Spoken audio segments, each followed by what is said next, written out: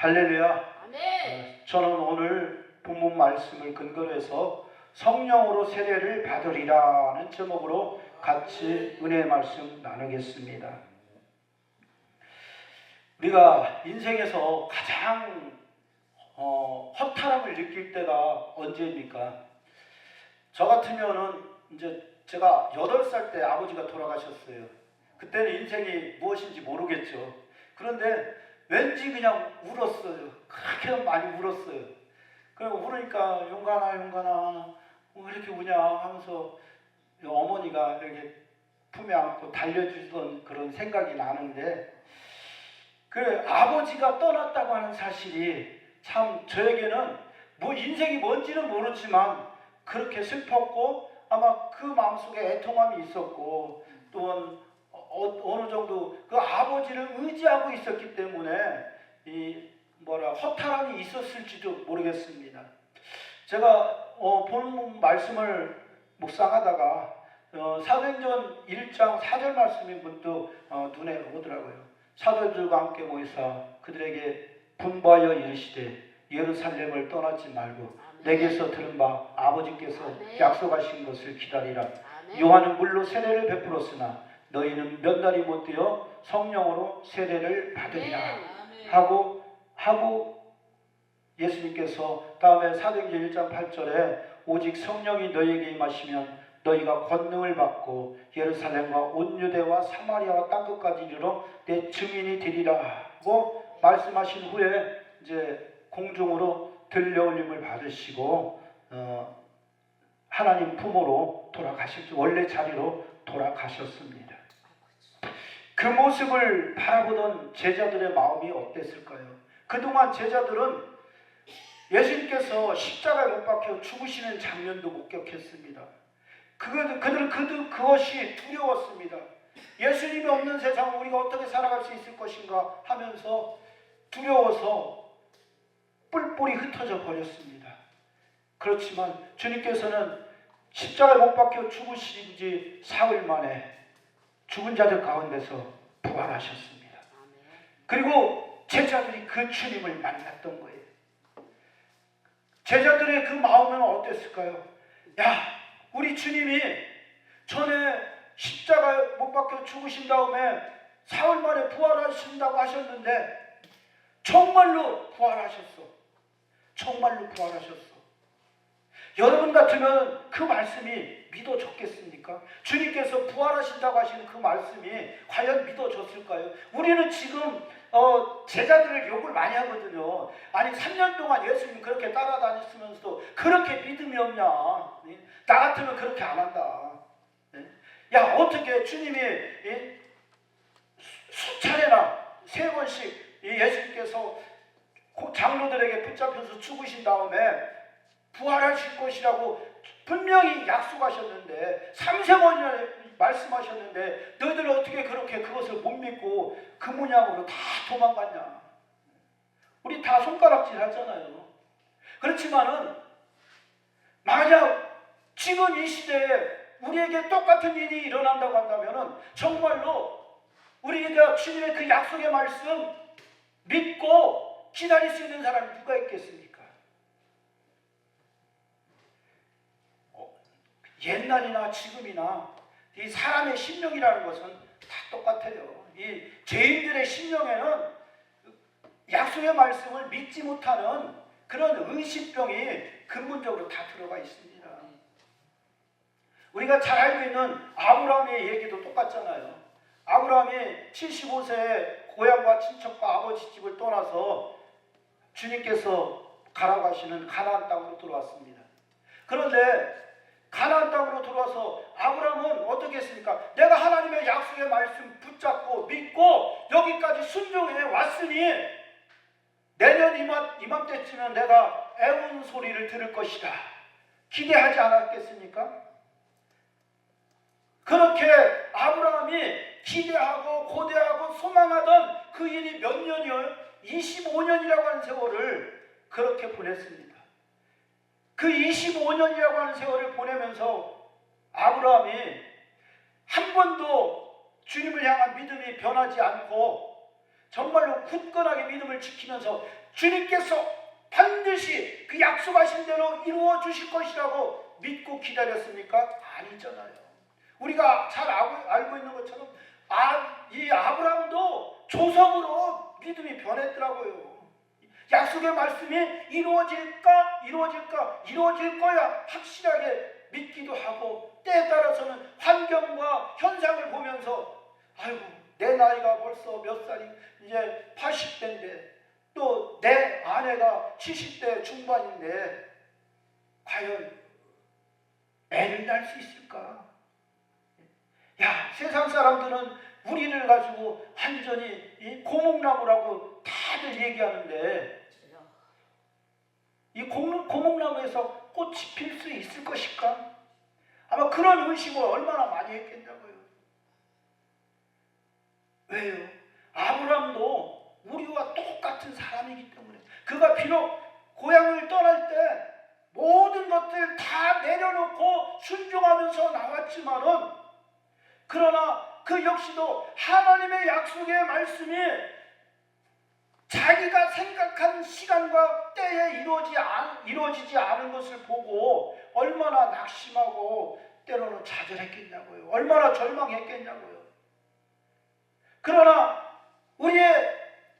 우리가 가진 타이밍과 하나님이 가지고 있는 타이밍은 다르더라고요. 하나님께서는 그 기간 동안에 아브라함의 믿음을 달아보고 계셨던 것이죠. 하나님에게는 큰 꿈이 있었어요. 아브라함에게는 작은 꿈이 있었지만 하나님에게는 웅대하고 거대한 꿈이 있었어요. 왜? 아브라함을 통해서 이 땅 가운데 하나님의 나라가 건설되기를 원하셨고, 그리고 그 아브라함의 후손을 통해서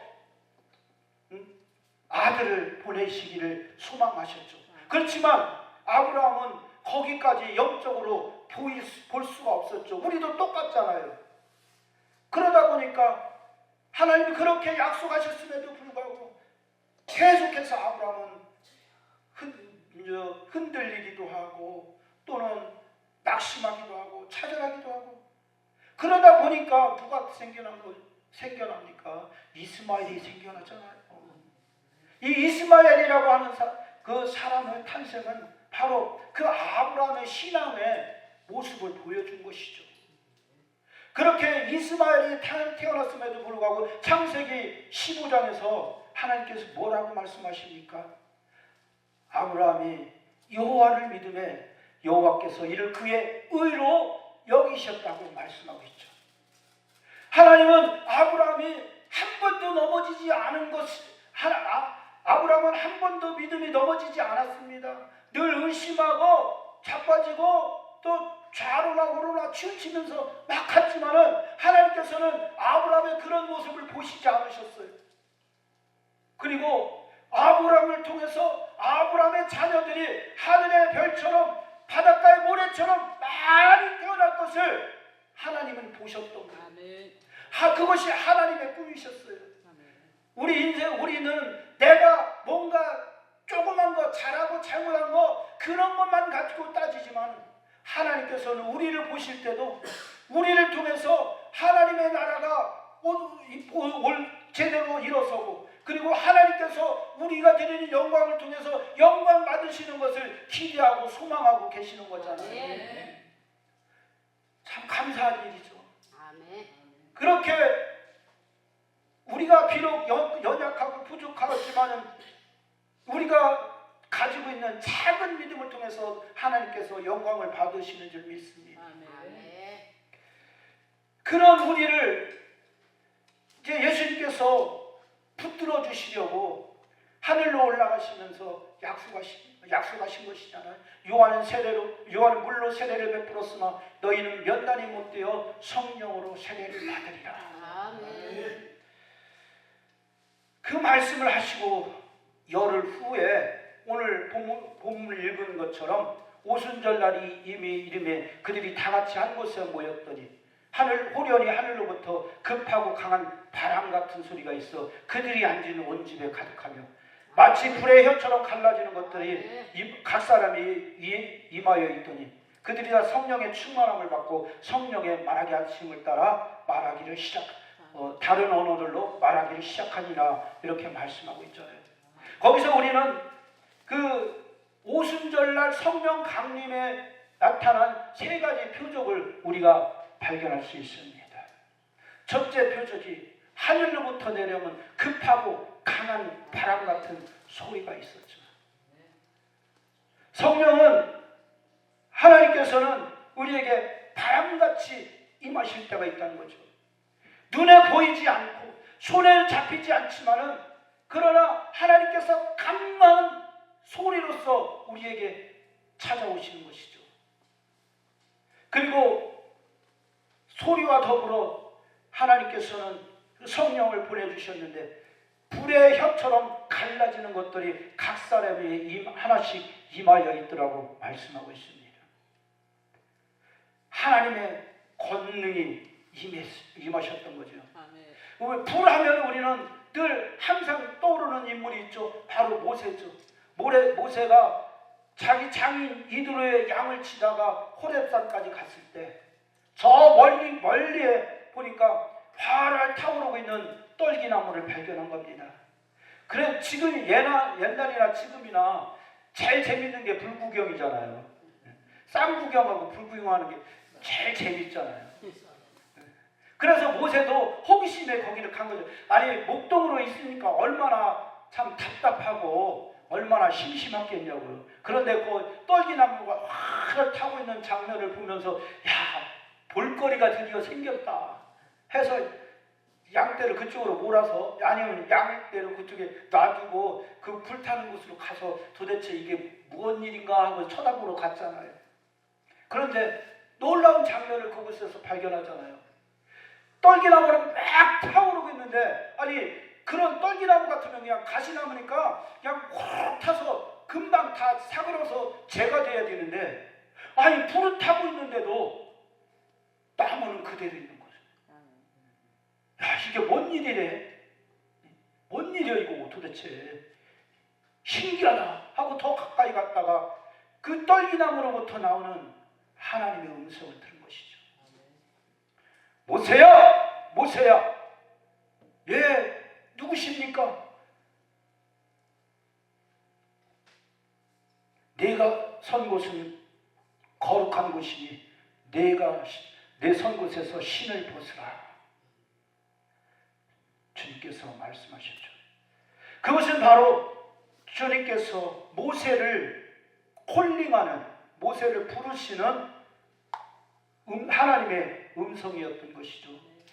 그럼 저는 그 후에 3장과 4장 사이에 나오는 이야기들을 보면서 은혜를 받았습니다. 하나님께서 모세한테 뭐라고 하셔요? 너는 네 백성에게 가라 그러니까 모세가 뭐라고 합니까?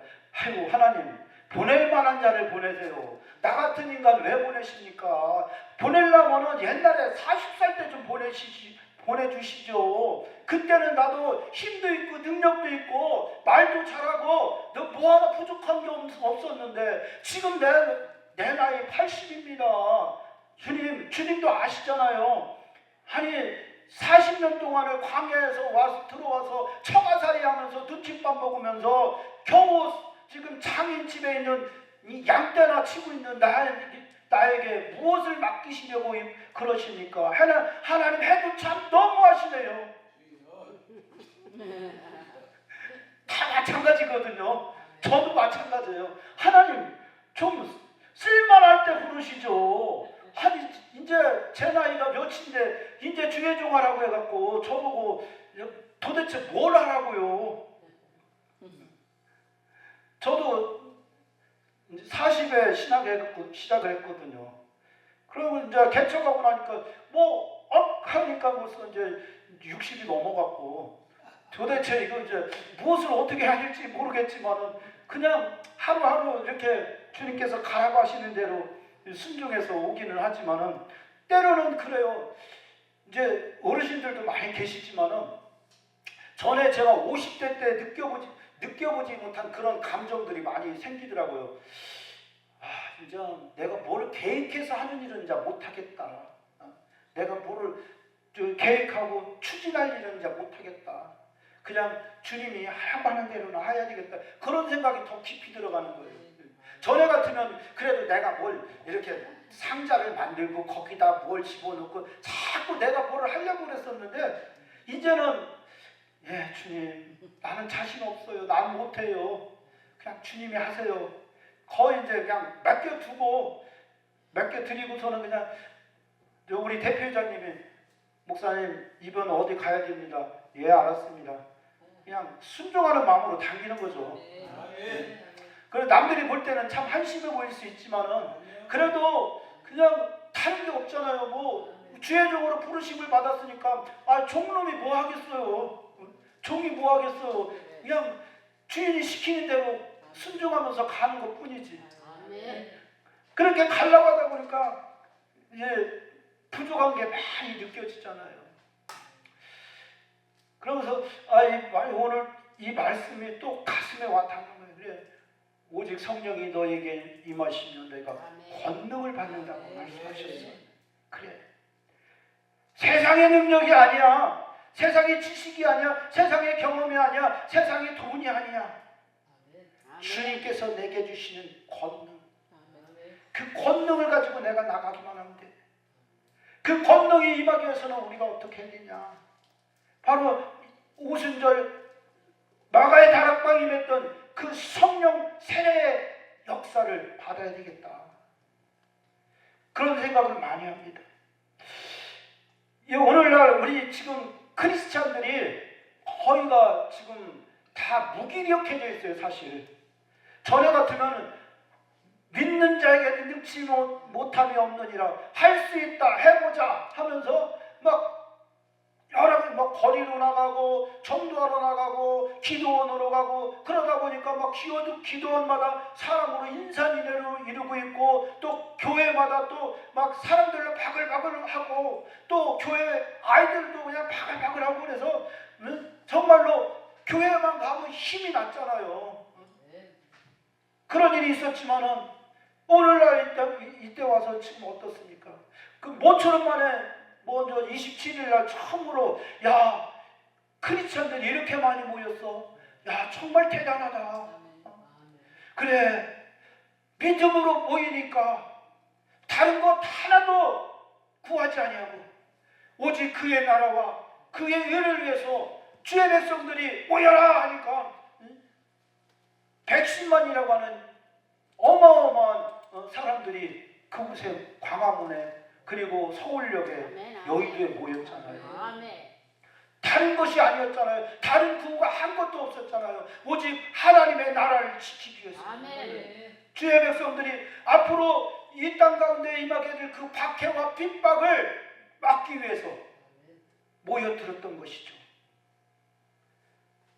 그러니까 아마 그렇게 모여든 것에 대해서 아마 이 정치권에서는 새롭게 생각했을 것 같아요. 야, 기독교인들 그냥 현찮은 줄 알았더니 그냥 지들 이익만 추구하고 그냥 오직 자기들끼리만 북치고 장구치고 하는 줄 알았더니 그게 아니네. 야, 잘못 건들면 큰일 나겠다. 야, 110만이면요 못하는 게 없어요. 제가 전에 그러니까 아예 코로나가 오기 전에 전모시 거기에 저도 상당히 열심히 다녔어요. 그러다 주님한테 혼나고서는 또 우리 대표장님한테 혼나고서는 이제 발걸음을 끊었거든요. 근데 그때도 정말 대단한 줄 알았어요. 2018년 한글날이었어요. 막 그때 정말로 그 말을 홀레다 넘어가갖고 금방 나라가 어떻게 되는 줄 알았어요. 막 공산화되고 나라 망하는 줄 알았어요. 그렇게 현혹이 돼요. 그래서 나갔더니요 정말 사람이 얼마나 많은지 전철역에서 전철을 타려고 하니까 이게 밀고 나가야 돼. 그냥 사람을 밀고 나가. 뒤에서 나를 밀고 나도 앞사람 밀고 그냥 밀고 그렇게 해서 전철을 탔고요. 그리고 전철역에 내리니까요 거기서는 사람이 어떻게 움직일 수가 없어요. 그래서 제가 먼저 재작년인가 그 이태원에서 그 압사 사고 났잖아요. 그거를 제가 안 되니까요. 그 사람한테 눌리면은 그 압력이 얼마나 대단한 거를 제가 경험을 해봤어요. 나는 어떻게 할 수가 없어요. 뭐 뒤에서 밀었다고 하지만 그 사람들이 뒤에 있는 사람이 밀으려고 해서 밀은 게 아니에요. 맨 뒤에서부터 막 밀기 때문에 자기도 모르게 그냥 밀려서 자기도 미는 거예요. 그럼 앞에서 아무리 아우성을 쳐도요, 뒤에서는 아무 말도 안 들려요. 그래서 그 장면을 저는 이게 대강 생각이 나더라고요. 그러면서 야 그때 그럴 수 있었겠구나. 누가 계획해서가 되는 게 아니라 갑자기 그렇게 되는 거예요. 그렇게 해가지고 정말 나라가 망하는 줄 알고 공산화가 되는 줄 알고 막 했는데, 이게 저도 그래도 예심 있는 사람이잖아요. 막 쌍욕이 막 나와. 저기서 무대에서 계속해서. 근데 뭔가 자꾸 부딪히는 거예요. 부딪히는데 난 그 후로 이렇게 해서 여러 가지 경로를 거쳐서 이제 거기에서 이제 나오게 됐는데, 잘 나오셨어요. 아니, 우리는 그래, 주님이 저한테 다 그 책망하시길 뭐라고 하시냐면은, 너 누구 부하냐, 너 누구 종이냐. 예, 주님, 저는 주님 용입니다. 거기서 통곡을 하고 물었다니까요. 그래, 나는 주의 종이지 왜 사람을 따라갔나, 왜 사람 기뻐할 따라갔나. 그러면서 그 다음부터 저도 이제 발걸음을 다 끊었거든요. 끊고 나니까 이제 거기서 오는 소식이 끊어지더라니까요. 그게요, 유튜브 보면은요, 계속 관심을 가질 수밖에 없어요. 그게 유튜브가 그런 마력이 있어요, 마력이. 우리가 설교도요, 그분 설교 계속 띵동 알림이 오잖아요. 그러면 계속 들어야 돼. 그게 참 마력이에요. 그런데 그게 가짜였잖아요. 주님의 이름을 사칭했지만은, 그러나 그 어디에도 주님이 거기는 계시지 않았어요. 예배한다고 하는데 예배하다가 말고 정치 얘기로 돌아가. 설교한다고 하면서 성령이 어쩌고 하다가 정치 얘기로 돌아가. 예배는 예배지. 예배는 오직 하나님만이 받으시는 것이 예배죠. 그리고 주님이 언제 정치하셨어요? 안 하셨잖아요. 왕으로 세우려고 해도 도망가셨잖아요. 도망가신 분이 그분인데, 왜 그런 거, 주님은 그렇게 하지 않고도 이 땅에 하나님의 나라, 세상의 방법이 아니라 하나님의 방법으로 이 땅에 하나님의 나라를 건설하시기를 원하셨던 거잖아요. 그러면 그 하나님의 나라를 건설하기 위해서는 반드시 이 능력이 필요한 거지. 다이너마이트, 권세와 능력이 필요한 것이죠. 그 권세와 능력은 어디서부터 오느냐? 오순절날 이 땅에 내려왔던 성령의 세례로부터, 그리고 성령의 세례를 받은 하나님의 백성들이 성령 충만함을 받고 예루살렘과 온 유대와 사마리아와 땅끝까지 나가서 주의 복음을 증거할 때 하나님의 나라가 서는 것이 아니겠습니까? 하늘과 땅의 모든 권세를 내게 주었으니 너희는 가서 모든 족속으로 제자를 삼아 아버지와 아들의 이름으로 아버지와 아들과 성령의 이름으로 세례를 베풀고 내가 내게 분부한 것을 가르쳐 지키게 하라.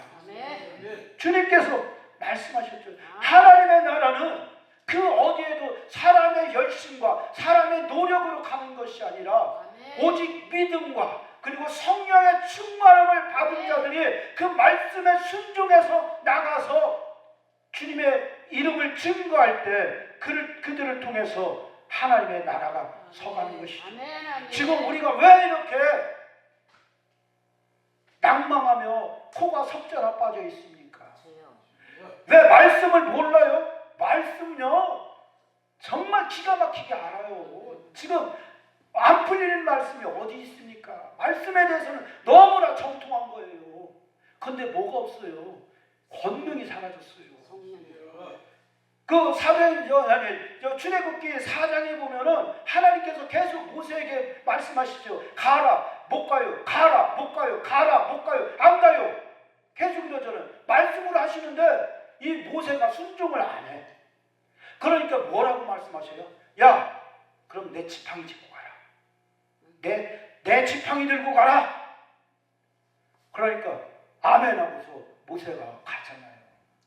그 모세가 잡은 지팡이, 그것은 비록 마른 나무에 불과했지만 그것은 뭐라고 말씀하고 있습니까? 하나님의 지팡이. 모세가 하나님의 지팡이를 들었더라. 이 시대에 하나님의 지팡이가 어디 있습니까? 하나님께서 우리에게 각자에게 하나님의 지팡이를 지금 하나씩 다 주신 줄 믿습니다. 우리가 성령의 능력을 받아서 나가서 주를 증거할 때 그것이 바로 우리의 능력의 지팡이가 되는 줄 믿습니다. 이제 우리가 앉아서 낙심하고 좌절하고 이제 끝났어, 한국교회 끝났어 할 것이 아니라 우리가 일어서야 되는 것이 아니겠습니까?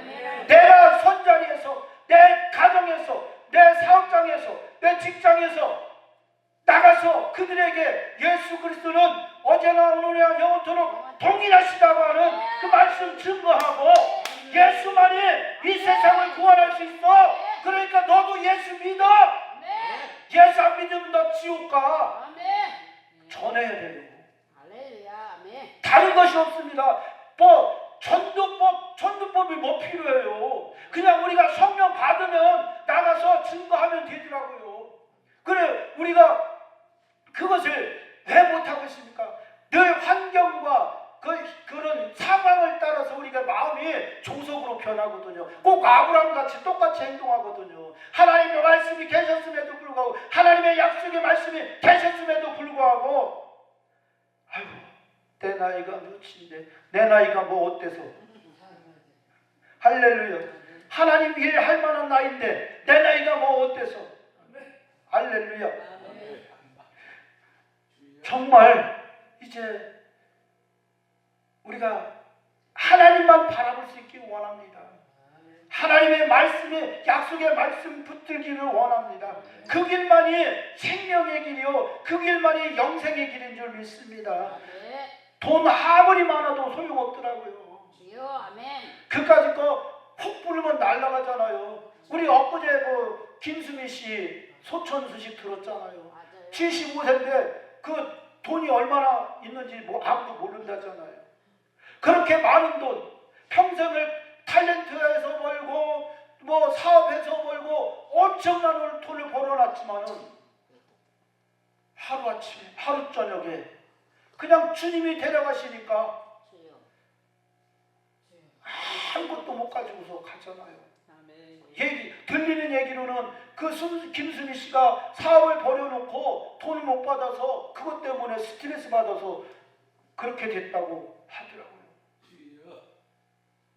그가 하나님을 알았다면, 정말로 하나님 만났다고 하면, 그가 정말로 성령 체험한 사람이라고 하면 아마 그렇게 죽지 않았을 것 같아요. 뭔가 자기가 가진 것을 가지고 정말로 하나님 기뻐하시는 그 일을 위해서 얼마든지 사용하고 내놓을 수 있었을 것 같아요. 그것이 우리의 가장 큰 본보기가 아니겠습니까? 우리가 이 땅에서 구하는 것이 무엇입니까? 그래, 야고보서에서도 말씀하고 있지 않습니까? 너 인생이 무엇이냐? 아침에 있다가 사라지는, 잠시 있다가 사라지는 안개와 같은 것이라고 말씀하고 있지 않습니까? 그러나 더 중요한 것은 우리에게 예수 그리스도의 생명이 있다는 것이고, 그 예수 그리스도의 생명은 우리를 영생으로 이끌어 간다고 하는 사실이죠. 인생이 70이요 강건하면 80이라도 그 자랑은 수고와 슬픔뿐이요 신속기간이 날아간다고 말씀하고 있잖아요. 시편 119편에서도. 또 한 번 죽는 것은 정해진 것이요 죽은 다음에 심판이 있으리라 분명히 말씀하고 있잖아요. 그런데 우리 어떻게 살아가고 있습니까? 다 영원히 살 것처럼 살아가고 있어요. 저희 이제 존경하는 스승 목사님이 계셨어요.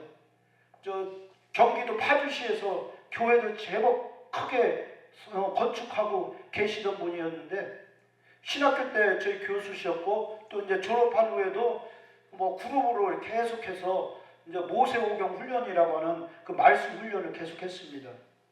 그런데 그걸 하시는 늘 말씀이 뭐냐면 사람은 영원히 살 것 같이 살아. 사람은 자기는 안 죽는다고 생각해. 그게 뭔 줄 알아? 죄야. 사람은 그 죄 때문에 다 죽는데 자기는 남은 다 죽어도 자기는 안 죽는 것처럼 살아. 그러더니 그분이 먼저 가셨어요. 68세에 가셨어요. 재작년에 가셨는데 그분도 이제 늘 그렇게 오직 소망을 주님께만 두고 그렇게 사셨거든요.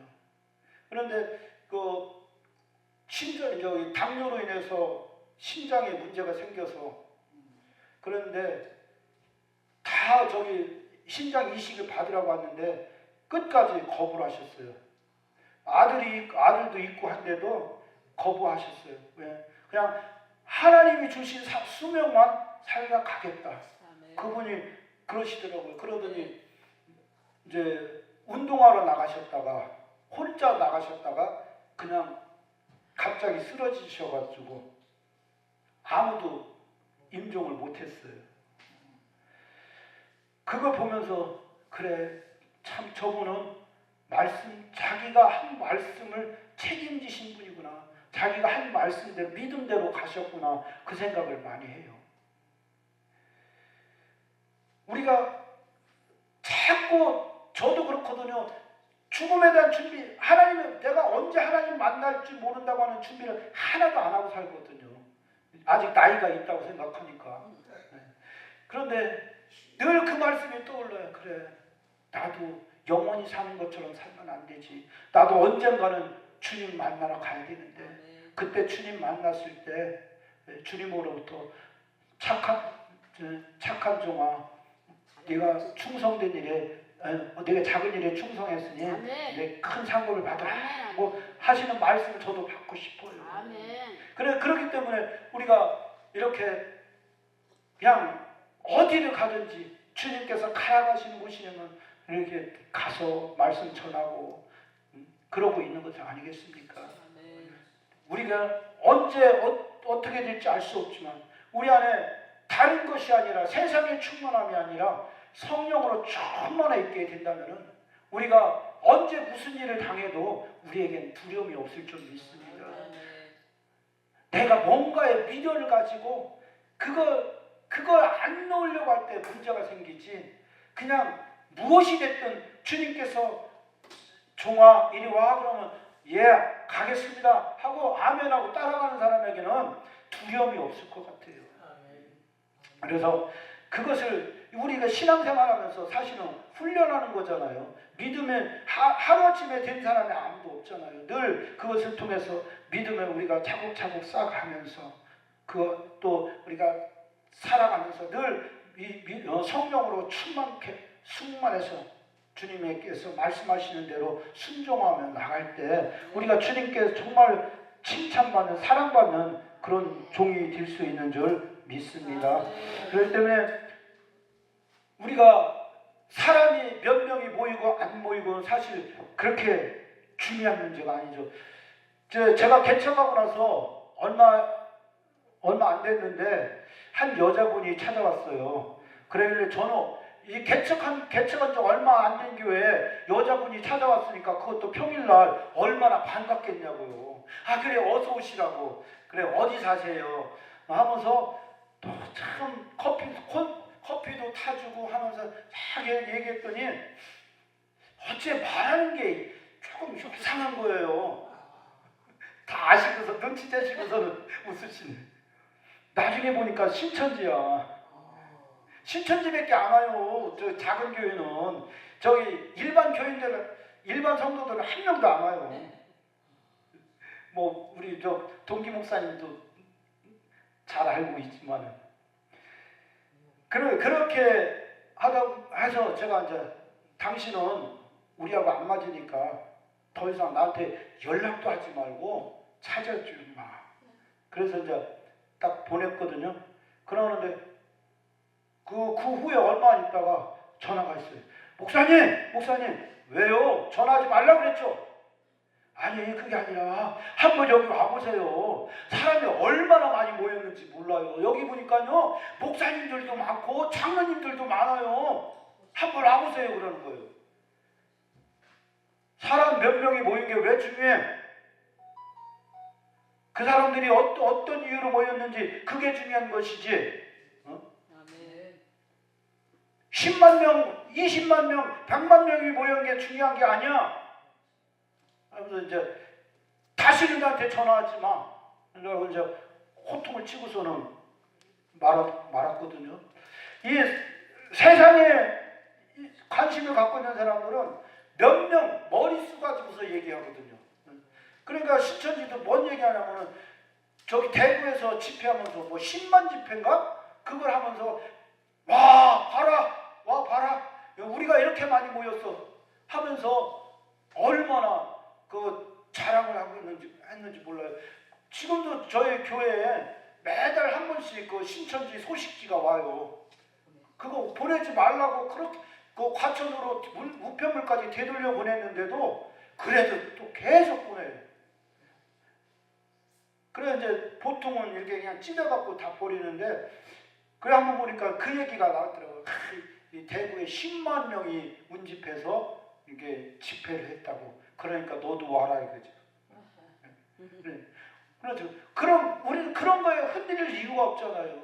우리에게는 왜? 성령이 가르쳐 주신 예수 그리스도에 대한 확실한 믿음이 서 있거든요. 오늘 우리가 주제가 뭡니까? 너희는 거룩한 자에게서 기름 부음을 받고 모든 것을 아느니라. 요한삼서 2장 20절 말씀이잖아요. 요한일서 2장 20절 말씀이잖아요. 그리고 그 27절에도 또 같은 말씀이 나와 있어요. 우리는 세상 사람들에게서 교육을 받고 가르침을 받는 것이 아니라 이제 성령께서 우리 안에 오셔서 우리 안에 자정에 계시면 성령께서 우리를 인도하시는 것으로 말미암아 우리가 믿음을 가지고 나갈 수가 있게 되는 것이죠. 성령이 우리 안에 오시면 우리가 분별이 가능하잖아요. 왜 사람들이 그렇게 이단에 빠집니까? 자기 욕심 때문에 그런 거죠. 자기가 뭔가 조금 이득을 얻어보려고 하는 그 욕심 때문에 뭔가 혹한 얘기가 있으면 거기로 쏙 빠지지만은 주님께서 뭐라고 말씀해요? 너희는 좌로나 우로나 치우치지 말고 나만 보고 나만 따라와. 주님께서 말씀하시잖아요. 아까도 우리 김영경 목사님 설교 제목이 뭐죠? 넌 내 거야. 우리는 주님 거요. 아멘. 주님이 우리 주인이야. 그건 주인만 쳐다보고 가야지. 힐끔힐끔 다른 쪽 쳐다보면은 그 뭐라고 했어요? 간음했다고 하죠. 간음.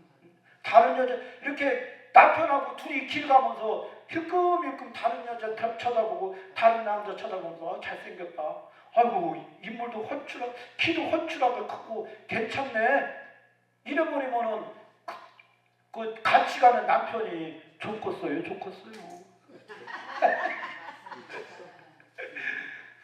우리 주님도 그렇잖아요. 우리가 자꾸 세상 물질, 세상 명예 이런 거 찾아보면서 그거 없으면 뭐가 생기냐면요. 염려, 근심, 걱정이 돌아오잖아요. 그 빌립보서 4장 6절의 말씀에 아무것도 염려하지 말고 다만 모든 일에 기도와 간구로 너희 구할 것을 감사함으로 하나님께 하리라. 그리하면 모든 지각에 뛰어나시는 하나님의 평강이 그리스도 예수 안에서 너희 마음과 생각을 지키시리라. 왜 우리가 염려하고 근심하고 걱정합니까? 주님을 안 믿기 때문에, 성령이 내 안에 없기 때문에. 성령이 내 안에 계시니까 마음이 한쪽이 허하잖아요. 거기 뭘로 채우고 싶어요? 세상 재물과 세상 명예와 자식과 아파트, 자동차, 세상적인 걸로 자꾸 채우려고 하지만은 세상적인 것은 끝이 없잖아요. 그래서 우리는 거기에다가 그런 거 세상 거 이거 다 밀어내고 몰아내고 뭘로? 성령 충만으로. 아멘. 성령 세례 받은 사람은 성령 충만함으로 다 채워 넣을 때 우리가 가진 것이 없고 자랑할 것 없고 내세울 것 없지만은 내 안에 보배이신 주님이 계신다. 그러므로 우리가 사방으로 우겨쌈을 당하여도 쌓이지 아니하며 답답한 일을 당하여도 낙심하지 아니하고 말씀하고 있잖아요. 우리가 주님이 내 안에서 나의 안에 자정하고 계실 때 우리는 세상 것들 때문에 우리는 좌절하지 않고 넘어지지 않고 염려하지 않고 근심걱정하지 않고 스트레스 받지 않아요. 스트레스 왜 받아요? 내 거 만들고 싶으니까 스트레스 받지. 내 거 만들 생각이 없으면 아무런 스트레스 받을 이유가 없는 것이죠. 그래서 그런 믿음으로 가지고 살아가야 되는 것이죠. 그 모든 것들을 이룰 수 있는 것이 바로 우리가 성령 충만이 아닐까요? 성령 충만 받으면 우리 안에 주님이 확실하게 우리 안에 거하시게 되는 거잖아요.